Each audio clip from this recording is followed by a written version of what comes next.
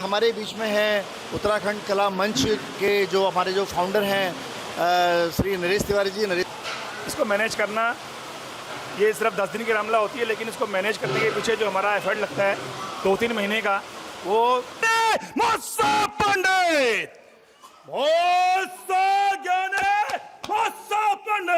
संसार में नहीं कोई दूजा है।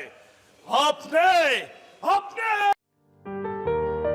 ना जाने समय से पहले क्यों निकल जाते हैं वो लोग जिन्हें जिंदगी भर अपने पास हम चाहते हैं। खोने का गम नहीं है हमें, खोने का गम नहीं है हमें, लोगों की यादों में रहें बस यही हम चाहते हैं। नमस्कार दोस्तों, मेरे मुल्क.com आज पहुंचा है उत्तराखंड कला मंच सेक्टर 55-56 और पलसौरा, जो कि यहाँ पर ये रामलीला का मंचन करते हैं।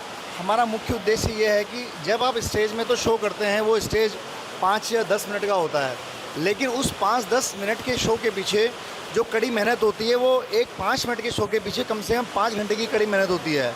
तो इसी कड़ी में हमारे बीच में है उत्तराखंड कला मंच के जो हमारे जो फाउंडर हैं श्री नरेश तिवारी जी। नरेश तिवारी जी, मेरा मुल्क.com आपका बहुत बहुत स्वागत करता है। और जैसा कि हमें मालूम है कि आप एक यहाँ पर रावण के रोल का किरदार अदा करते हैं, तो उसके बारे में हम कुछ जानना चाहेंगे। तो मैं चाहूँगा नेगी जी से, नेगी जी आप अगर कुछ पूछना चाहें कि रावण का किरदार मतलब किस तरह से ये करते हैं, क्या करते हैं, प्लीज़। नहीं, ये सिर्फ ये इधर रामलीला से ही नहीं जुड़े हुए, ये स्पोर्ट्स में भी बहुत एक्टिव रहते हैं, सामाजिक संस्थाओं में भी बहुत एक्टिव रहते हैं। तो उसके बावजूद भी मतलब इतना मुश्किल होता है, मतलब परिवार भी को है साथ में चलाना है, तो कितना मुश्किल होता है। जैसे रामलीला आजकल आज के दिनों में, आज मुझे लग रहा है आप 1 महीने से रामलीला की रिहर्सल में बिजी होंगे, परिवार भी सफ़र करता होगा, तो आप कैसे इसको मैनेज करते हैं? सबसे पहले तो मैं मेरा मुल्क.com के जो भाई यहाँ पे पहुँचे हुए हैं, भाई धीरेन्द्र मोहन नेगी, प्रीतम नेगी जी, भाई दीपक गौड़, उन सभी का मैं बहुत बहुत धन्यवाद करता हूँ। Thank you. और बहुत शुभकामनाएं देता हूँ जिन्होंने ये पहल जो की है, बहुत अच्छी पहल है।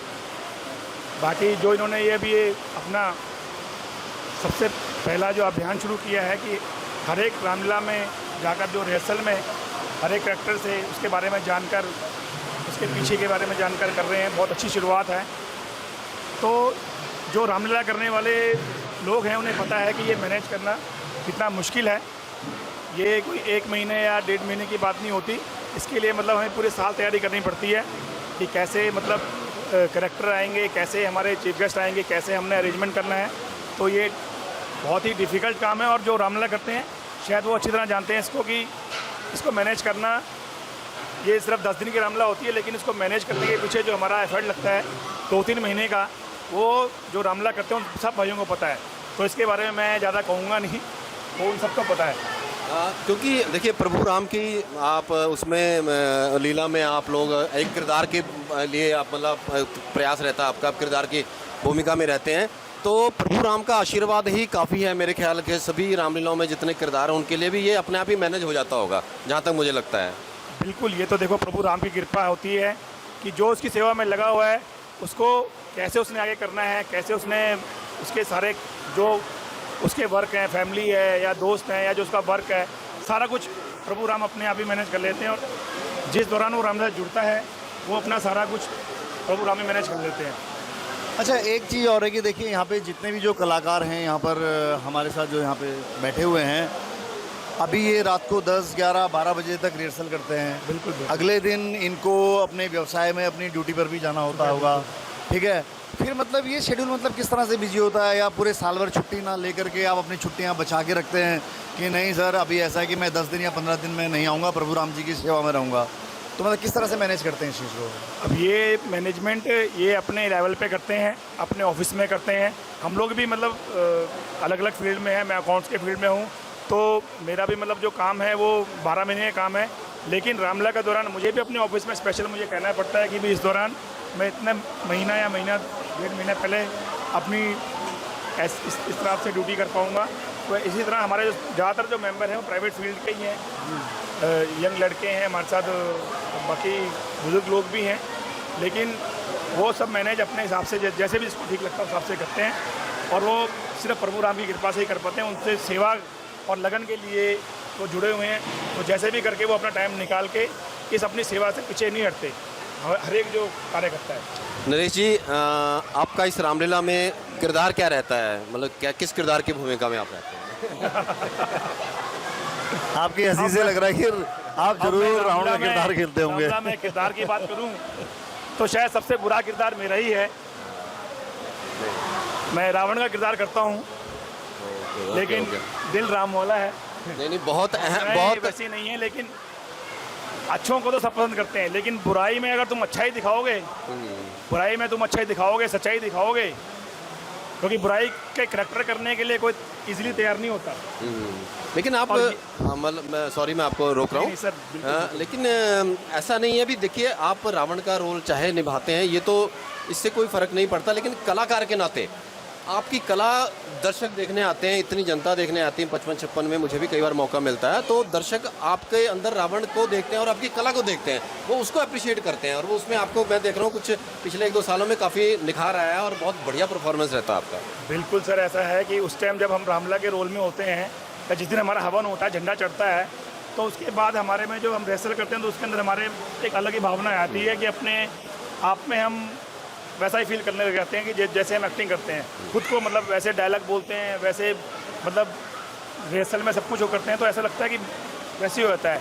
और ये तब ठीक होता है कि जब हम लास्ट में जब दशहरा करते हैं, उसके बाद हवन करते हैं, फिर भगवान को बोलते हैं कि भगवान जी अब हमें अपनी जो नेचुरल लाइफ है, हमें उसमें वो करो, नहीं तो उससे पहले हमारा वैसे ही हाव भाव चलने का वो सब बन जाता है। और ये गॉड गिफ्ट है, ये प्रभु राम की कृपा है, बहुत बढ़िया, उन्हीं से ही होता है ये, और वही करते हैं। बहुत बढ़िया। नरेश जी, लोगों के लिए शायद रावण का किरदार जरूर बुरा हो सकता है, क्योंकि वो एक करेक्टर है, वो एक रोल देखते हैं, लेकिन जो हम सुनते आ रहे हैं या जो हमें बताया जाता है कि सबसे जो महाज्ञानी थे वो रावण जी थे, जो पंडित थे, क्योंकि जब श्री राम जी जब सेतु बना रहे थे, तो जब वो शिवलिंग का जब उन्होंने पूजन करना था, तो उस समय उनसे ये बोला गया था कि भाई आपको जो है कि महान पंडित चाहिए, तो उस समय वो पूजा करने के लिए भी रावण आए थे। तो इस वाले में मतलब क्या है, हमें तो इतना ज़्यादा जानकारी नहीं है, शायद आप ज़्यादा बता पाएँ। मैं ये बताना चाहता हूँ कि रावण ने कुछ गलत नहीं किया, जो उसने किया है वो अपनी राक्षस जाति को मुक्त करने के लिए किया है। जो शंकराचार्य जी का श्राप था, वो भगवान जी से उन्होंने वो मतलब जैसे वैर करके, जैसे भी करके अपनी तो मुक्ति कराई उन्होंने, और राक्षसों की मुक्ति कराई। उसका हमारा सबसे बड़ा उदाहरण है कि जब सूर्पनखा का दृश्य आप हर एक रामलीला में देखते होंगे, तब वहाँ पर वो खुद जान जाते हैं कि खर और दुष्यंत जो होते हैं वो मतलब रावण की तरह ही बलवान होते हैं, और उनको मतलब साधारण मनुष्य मार नहीं सकता। तो उनको भगवान विष्णु का अवतार हो चुका है, और भगवान विष्णु ने अब धरती पे जन्म ले लिया है। तो एक राजा होने के नाते, एक मतलब अब ज्ञानी तो थे ही वो, मैं तो बहुत छोटा हूँ उनके आगे, ज्ञानी तो थे ही वो, तो उन्होंने अपने ज्ञान के सागर से जो भी किया कि मुझे अब ऐसा कुछ रचना करनी चाहिए या कुछ ऐसा काम करना चाहिए जिससे मेरी पीढ़ी का उद्धार हो जाए, राक्षस जाति का उद्धार हो जाए। तो उन्होंने एक मुक्ति का रास्ता बनाया, और लोगों ने, किसी ने सही लिया, किसी ने गलत लिया। बस ये देखिए, ये जानकारियाँ ही मैं कह रहा हूँ कि जब हम बैठते हैं साथ में तभी मिलती हैं। और अभी हम जैसे और भी रामलीलाएं कवर कर रहे हैं, तो ऐसी बहुत सारी जानकारियाँ जो मेरामुल्क.com है, तो मेरामुल्क.com के माध्यम से हम लोगों तक पहुँचाने का प्रयास कर रहे हैं। और सबसे ज़्यादा हम प्रयास कर रहे हैं क्योंकि जब आप स्टेज में होते हैं तो आप गेटअप में होते हैं, तो आपको उस समय कोई पहचान नहीं पाता है। तो लेकिन मैं वही चाह रहा था कि पर्दे के पीछे कौन है, इस रोल के पीछे कौन है, ये ज़रूरी दिखाना था हमें। और बाकी अगला प्रीतम जी कुछ पूछेंगे आप ज़्यादा। नरेश जी, अब ज़्यादा समय हम आपका नहीं लेंगे, क्योंकि मुझे पता आप लोग थक चुके हैं, क्योंकि रिहर्सल के बाद थकान भी होती है, घर भी जाना है, ऑफिस भी जाना है। डायलॉग है उनका, वो शंकर हाँ, नहीं, वो डायलॉग से शंकर पहले डायलॉग जरूर आपसे एक बुलवाना चाहूँगा, लेकिन हाँ, मेरेमुल्क.com की तरफ से आपको और आपकी पूरी टीम को, उत्तराखंड कला मंच की टीम को आने वाली रामलीला के लिए मेरी और मुल्क की टीम की तरफ से शुभकामनाएं हैं। और जो आपका पसंदीदा डायलॉग है, जो आपको लगता है अभी मैं मंच पर उसको बहुत बढ़िया सा करता हूँ, तो एक बार अगर हो जाए हमारे मेरे मुल्क टीम के लिए प्लीज़। सबसे पहले तो मैं अपने पूरे उत्तराखंड कला मंच सेक्टर 55-56 चंडीगढ़ की समस्त टीम की तरफ से मेरामुल्क.com का बहुत बहुत आभारी हूँ, बहुत बहुत धन्यवाद करता हूँ। धन्यवाद जो आपका। यहाँ पर आए, जिन्होंने अपना टाइम दिया, और ये एक बहुत अच्छी शुरुआत है हमारे उत्तराखंड के लोगों के लिए, हमारे उत्तराखंड की जितनी भी रामलीला यहाँ पे ट्रेजिडी में होती है उनके लिए, कि एक नया ये हमें एक वो दे रहे हैं, स्टेज दे रहे हैं, कि जहाँ पे हम अपनी बात, दिल की बात रख सकते हैं। तो मैं जो ये अभी तो यहाँ आए, आज आए, मुझे पता कि इन्होंने आगे हर भी रामलीला में जाना है, तो उन भाइयों से मैं निवेदन करूँगा कि वो भी अपनी जो उनकी दिल की भावनाएं हैं और जो उनके दिल में है वो ज़रूर बोलें, और मेरामुल्क.com को सपोर्ट करें, सब्सक्राइब करें, ताकि आप लोगों का भी ट्राई में नाम हो, और इनका तो नाम होगा ही होगा। जरूर प्लीज एक डायलॉग की बात है तो डायलॉग अब इन्होंने बोल दिया तो मैं जरूर सुनाऊंगा। जरूर प्लीज।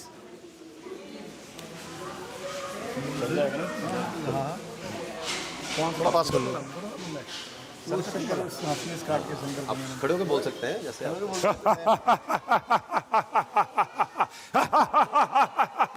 मोसा ज्ञानी मोसा पंडित, मोसा ज्ञानी मोसा पंडित, संसार में नहीं कोई दूजा है। अपने अपने स्वरों को काट काट कर मैंने शंकर को पूजा है। जय शंकर, जय शंकर। बहुत धन्यवाद।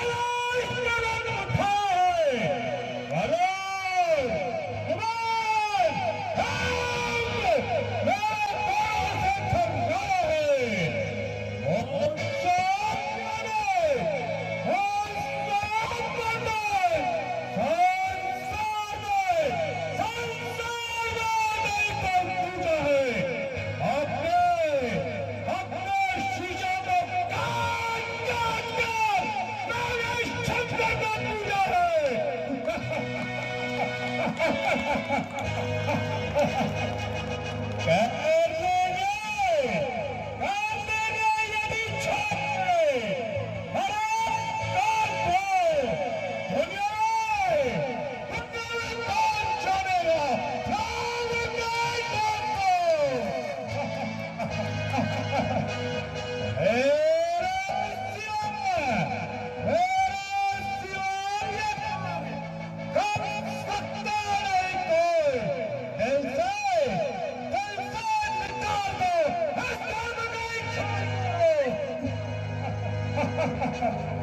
ha